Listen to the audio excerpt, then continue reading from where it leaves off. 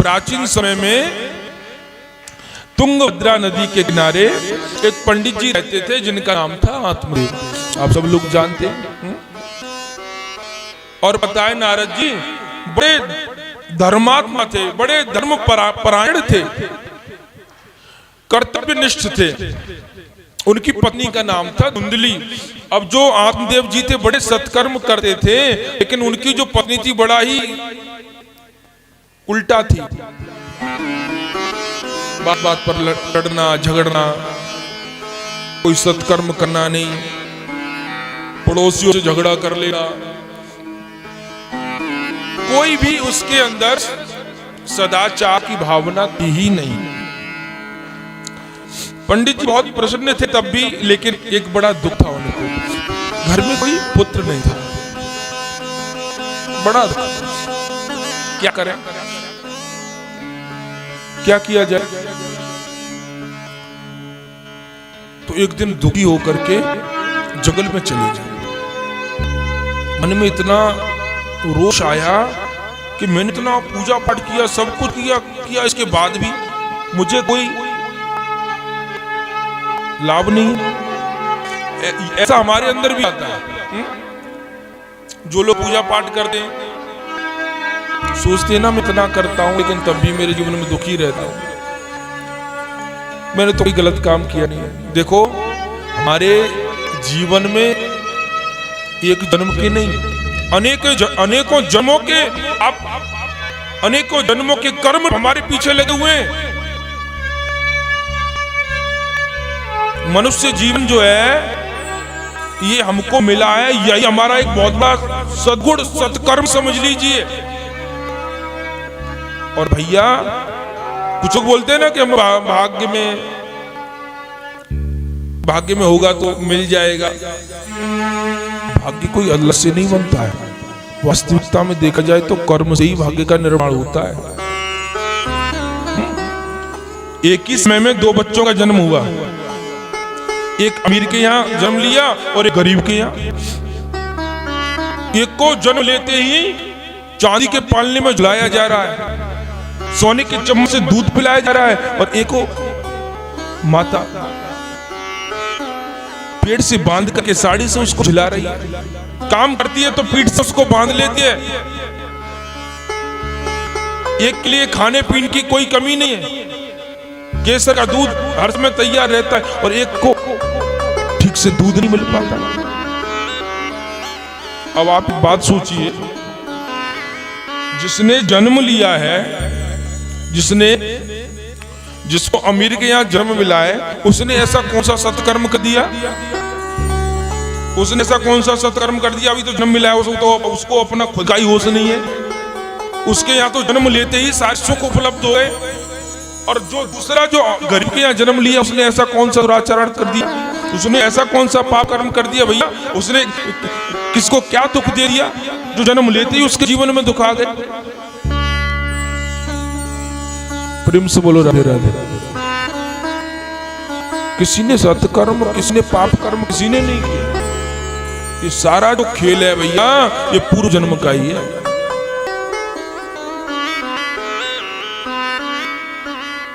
जन्म तो मनुष्य का मिल गया, लेकिन हमारे कर्म कुछ ऐसे हैं जो हम सुख सुविधाओं से युक्त नहीं हो सकते, क्योंकि हमारे प्रारब्ध ऐसे हैं। तो एक जन्म के प्रारब्ध नहीं है, हमारे जीवन में न जाने कितने जन्मों के प्रारब्ध जुड़े हुए हैं। पर उन प्रारब्ध को काटने के लिए, उन दुखों को, उन पाप कर्म को काटने के लिए ये जीवन मिला है हमको, मनुष्य जीवन। इसलिए परमात्मा ने दिया है कि भैया जो जन्म तू निकाल चुका है, अब ये तेरे पास में अच्छा समय कि अपने जीवन को सुधार ले। भाई मानव जीवन का अर्थ क्या है? मनुष्य जीवन का अर्थ क्या है? मनुष्य जीवन का अर्थ है, मानव जीवन का अर्थ है कि गोविंद में विलीन हो जाना, इस सांसारिक वासनाओं से, माया से मुक्त हो जाना। लेकिन संसारिक वासनाओं, कामनाओं से व्यक्ति ऐसे मुक्त नहीं हो पाता है, क्योंकि ये जो माया है ना, ये छोटी नहीं है। दुनिया का देखो, ये जो जीवन है गृहस्थी जीवन, गृहस्थी जीवन में अपने कर्तव्य को भी नहीं भूलना चाहिए जो हमको कर्तव्य मिले हुए, पत्नी के साथ हो, पुत्र के साथ हो, पिता के साथ हो, माता के साथ, जो कर्म है, जो हमारा कर्तव्य उसको करना चाहिए, क्योंकि उन कर्तव्यों के माध्यम से ही मुक्ति मिल सकती है। हम सोचें कि अपने कर्तव्यों से विमुख हो जाएं, माँ बिस्तर पर पड़ी हुई है और हम जाकर के भजन करने के लिए बैठ जाए तो वो भी गलत है। पहले अपना कर्तव्य पूरा करिए और उसके साथ साथ आध्यात्मिकता में प्रवेश करिए। गृहस्थी जीवन में रह करके भी अगर हमारे जीवन में कोई शारीरिक कष्ट नहीं है, कोई मानसिक कष्ट नहीं है, तो भैया ये बहुत बड़ा सुख है, बहुत बड़ा गोविंद की कृपा है। नहीं तो आज के समय ऐसा कोई घर नहीं है जिसमें दवाई गोली नहीं चल रही हो।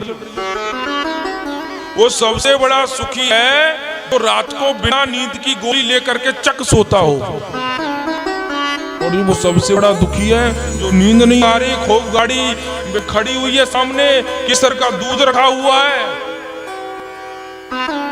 कि नींद लाने के लिए गोली खानी पड़ रही है। अगर उससे पूछोगे दिल से तो बोलेगा मैं तो सुखी हुई नहीं, ये मेरे कोई काम का नहीं। पहला सुख निरोगी का है। तो भैया अगर शरीर स्वस्थ है, शरीर में कोई परेशानी नहीं है, तो भगवान की बहुत कृपा है, और भगवान से प्रार्थना किया करो कि ये बना रहे तो आगे काम सब हम अपने आप कर लेंगे आपकी कृपा से। प्रेम से बोलो राधे राधे।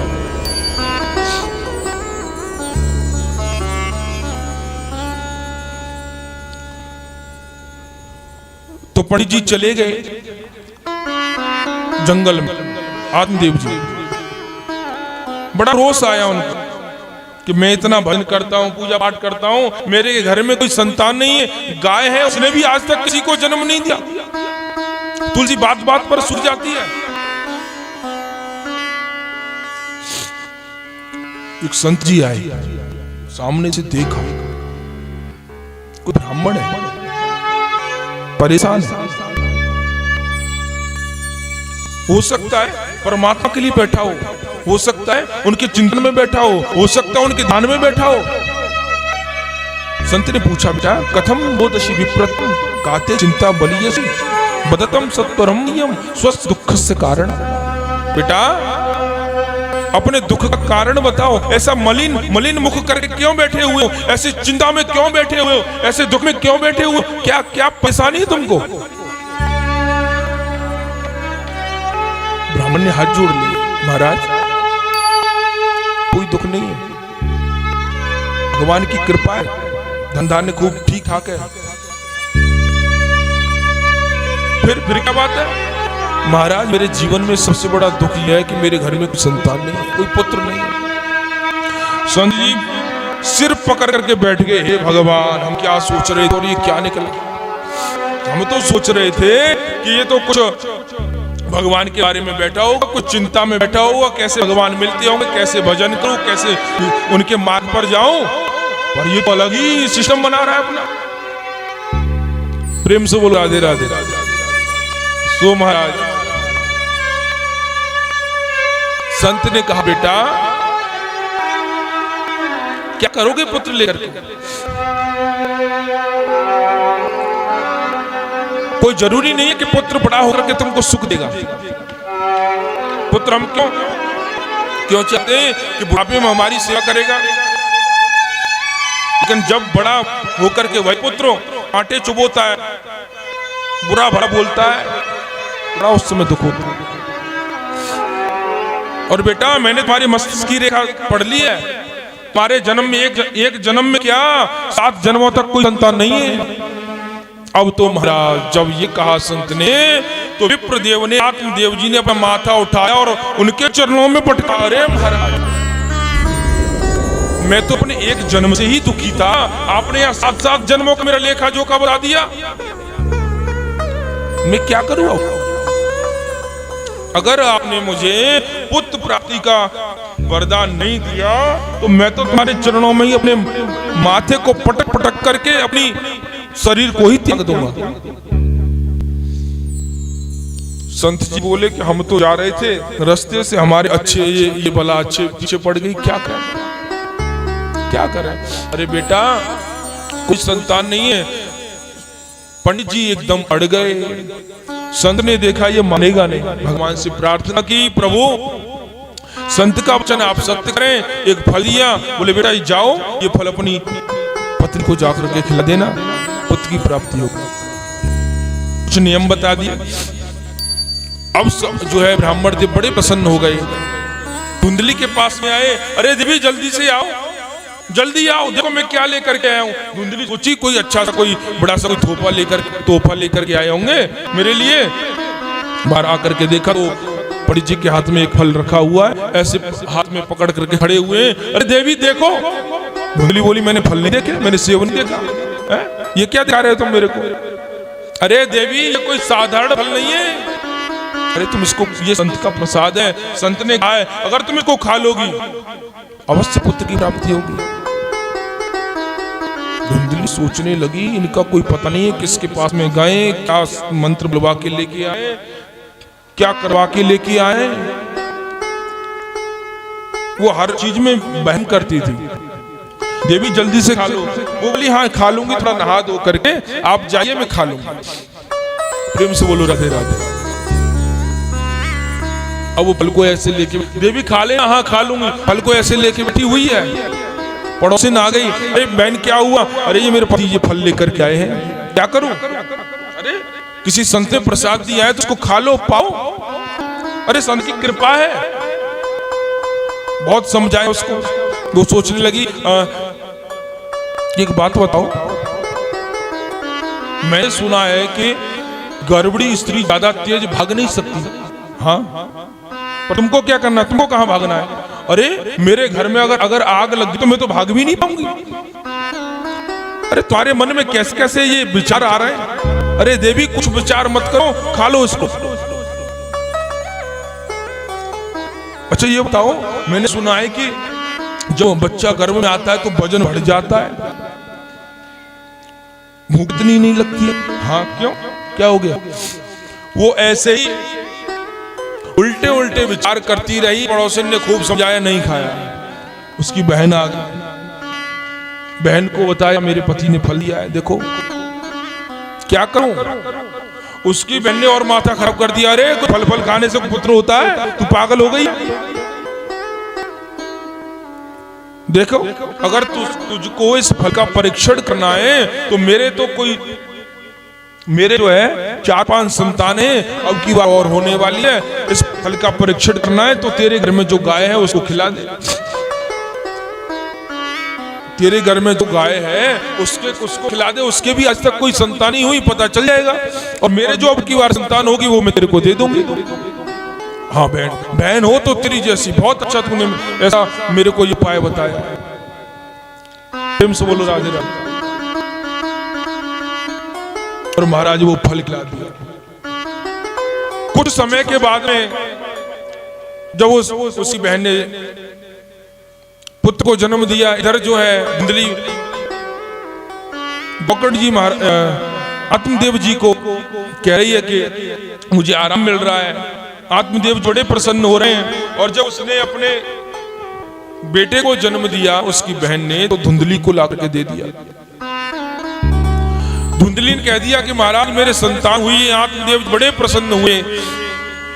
और थोड़े ही दिनों बाद उस गाय ने भी एक बड़े सुंदर पुत्र को जन्म दिया। पुत्र मतलब उसका पूरा शरीर तो एकदम मानव निर्मित था, लेकिन कान उसके गाय की जैसे थे। जब वो धुंधली ने कह दिया कि देखो मेरे पुत्र हुआ, आत्मदेव जी बहुत प्रसन्न हुए। आत्मदेव जी सोचने लगे कि देवी इसका नाम जो है अच्छा रखेंगे, परमात्मा देव रखेंगे, मेरा नाम आत्मदेव है। धुंधली बोली नहीं, मैंने कष्ट सहा है, मैंने इसको अपने घर में रखा है, मेरा नाम धुंधली है तो मैं तो अपने पुत्र का नाम धुंधकारी रखूंगी। हाँ, प्रेम से बोलो राधे राधे। और इधर जो है तो गाय ने जिसको जन्म दिया था आत्मदेव जी ने उसका नाम रख दिया गोकर्ण। गोकर्ण पंडितो ज्ञानी धुंधकारी महाखला। अब महाराज एक तो हुआ विख्यात और एक हुआ कुख्यात। एक तो परम विद्वान हुए, परम ज्ञानी हुए, और ये जो धुंधकारी था ये महादुष्ट हो गया, राक्षस हो गया। प्रेम से बोलो राधे राधे। चोरी करने लगा, डाका डालने लगा, घर में से जो है पैसे ले जाकर के जुआ खेलने लगा। अब जो आत्मदेव जी थे वो उसके कर्मों को देख रहे थे। पहले पुत्र नहीं था तो दुखी थे, अब पुत्र है अब इसलिए दुखी है, बड़े दुखी हुए। धुंधकारी को समझाया बेटा ये सब नहीं करना चाहिए, उनकी को सुनता ही नहीं है वो, क्योंकि धुंधकारी ने बिगाड़ दिया। बच्चों के जीवन पर सबसे ज्यादा असर माता पिता का भी पड़ता है। घर में जैसा माहौल होगा वैसा बच्चे पर प्रभाव पड़ता है। प्रेम से बोलो राधे राधे। धुंधली ने उसको कभी समझाया ही नहीं, कभी कुछ किया ही नहीं, लेकिन आत्मदेव जी दुखी होकर के छत पर जाकर के बैठ गए। तभी वहां पर गोकर्ण जी महाराज आए। गोकर्ण जी ने समझाया पिताजी क्यों दुखी हो? बेटा क्या बताओ, ये धुंधकारी जो है मैंने इस घर को स्वर्ग जैसा बनाया, लेकिन इसने इतना दुर्व्यवहार कर रखा है कि पूरे घर को ही इसने नरक बना करके डाल दिया है। मैं क्या करूं, मैं बड़ा दुखी हूं। तो गोकर्ण जी महाराज ने बड़ा सुंदर उनको उपदेश दिया, बहुत सुंदर उनको उपदेश दिया। और प्रेम से बोलो राधे राधे कि पिताजी ये जो जीवन है, ये जो शरीर है ना, देहिंस्त मांस रुधिरे अभिमतिम त्यजत्वम, ये जो आपका एक प्रेम है, एक जो ममता है ना घर के प्रति, सब झूठी है, ये नश्वर है। ये जो हमारा शरीर बना हुआ है ना ये नश्वर है, इसलिए इसके प्रति अपनी आस्था अपना मोह मत रखो, इसको त्यागो। और जब तक इसको त्यागोगे नहीं पिताजी तब तक आपका मन जो है वो ईश्वर में नहीं लगेगा। अपना मन गोविंद के चरणों में लगाइए, अपने धर्म को सत्कर्म में लेकर के आइए। आप गोविंद का भजन करें, भागवत जी का पाठ करें। आत्मदेव जी ने भागवत जी का पाठ किया, जंगल में चले गए और गोविंद के धाम को वो प्रस्थान किए। बोले गोविंद भगवान की जय। धुंधकारी जो है बड़ा दुष्ट, अलग अलग पाप करने लगा। धुंधकारी के पापों को देख करके धुंधली भी परेशान हो गई, मारने लगा धुंधली को। धुंधली को गिलानी हुई कि मैंने अपने जीवन में कभी इसको सुंदर शिक्षा दी ही नहीं, और यही परिणाम है, मेरे ही कर्म है, मेरे ही कर्म के कारण ही इसका जीवन बर्बाद हुआ है। अगर मैं बचपन में इसको सुधार देती, अच्छी सुंदर शिक्षा, सुंदर संगति दे देती, तो आज ये मुझे दिन नहीं देखे पड़ते, कुएं में जाकर के गिर पड़ी और मृत्यु हो गई उसकी। प्रेम से बोलो राधे राधे। धुंधकारी स्वतंत्र हो गया, कुछ भी करना, वैश्याओं को ला करके बिठा लिया। 5-5 वैश्या ले आया, चोरी करने लगा, राजा के यहाँ से चोरी करके ले आया। वैश्याओं ने देखा कि राजा के यहाँ चोरी कर ली, हमारा नाम आ जाएगा, उसको पकड़ लिया, बांध लिया और उसके मुंह में जलते हुए अंगारे डाल दिए। हाय करके वो चिल्लाने लगा, उसकी मृत्यु हो गई। वहीं पर उसके घर में उसको गाड़ दिया। धन लेकर के वो 5 वैश्या चली गई।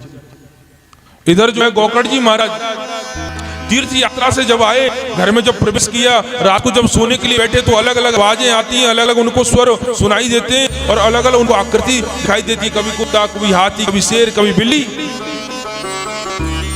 गोकर्ण जी बोले कौन है भाई, कौन हो? जब अभिमंत्रित करके छींटा लगाया तो धुंधकारी के मुख में आवाज आ गई, प्रार्थना करने लगा, अहम बात प्रातः त्वदीयोस्मि धुंधकारी थी नामत। महाराज मैं आपका भाई धुंधकारी हूँ। गोकर्ण जी बोले कि धुंधकारी, अरे भाई मैंने सुना कि तुम्हारी मृत्यु हो गई है, मैंने गया जी में जाकर श्राद्ध पिंडी दान किया, सब कुछ किया, मुक्ति नहीं हुई।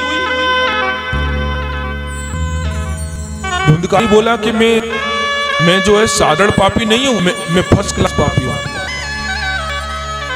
प्रेम से बोल राधे राधे, मेरा फर्स्ट श्रेणी में नाम है पापी।